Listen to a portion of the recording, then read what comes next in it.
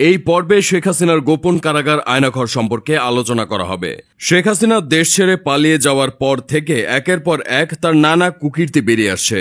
রাজনৈতিক ভিন্নমত পোষণকারীদের দমন করতে আওয়ামী লীগ সরকারের সময় বহু মানুষকে গুম করা হয়েছে যে গোপন কারাগারে, সেই জায়গাটার ছদ্ম নাম হল আয়নাঘর।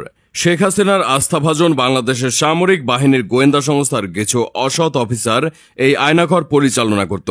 বাংলাদেশের প্রতিরক্ষা বাহিনীর গোয়েন্দা সংস্থা directorate general of forces intelligence বা ডিজিএফআই হিসেবে পরিচিত। অভিযোগ রয়েছে যে ডিজিএফআই এর কাউন্টার টেরোরিজম ইন্টেলিজেন্সের ব্যুরো বা সিটিআইবি আয়নাঘর নামে পরিচিত কুখ্যাত কারাগারটি রক্ষণাবেক্ষণ করে থাকে।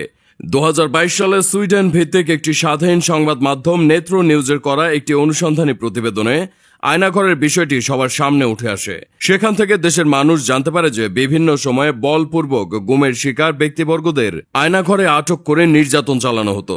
আয়নাঘরে ঢাকা সেনানিবাসের ভেতরে অবস্থিত বলে ধারণা করা হয়। আয়নাঘরে বন্দী থাকা সাবেক এক সেনা সদস্য জানিয়েছেন, অতীতে এই জায়গাটি জয়েন্ট ইন্টারোগেশন সেল নামে পরিচিত ছিল। পরবর্তীতে এটি সংস্কার ও বর্ধিত করে আয়নাঘর বানানো হয়েছে।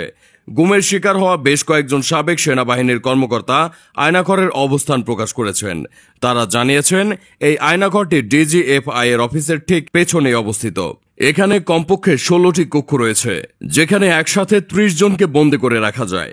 আয়নাঘরের দায়িত্বে থাকা কয়েকজন সামরিক কর্মকর্তা গোপন এই কারাগারের ছবিও প্রকাশ করেছে।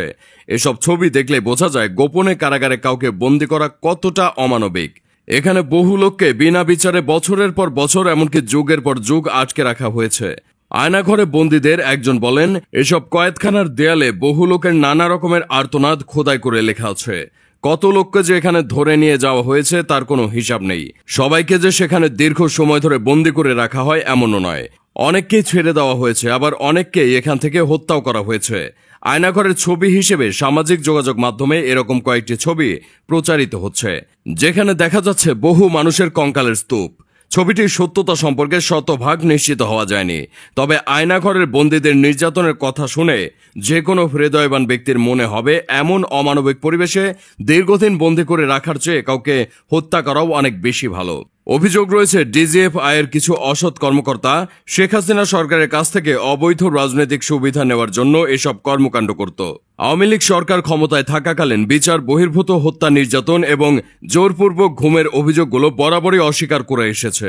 হাসিনা সরকার পতনের পরপরই এ ধরনের মানবতা বিরোধী অপরাধের প্রমাণ হাতে নাতে পাওয়া যায়।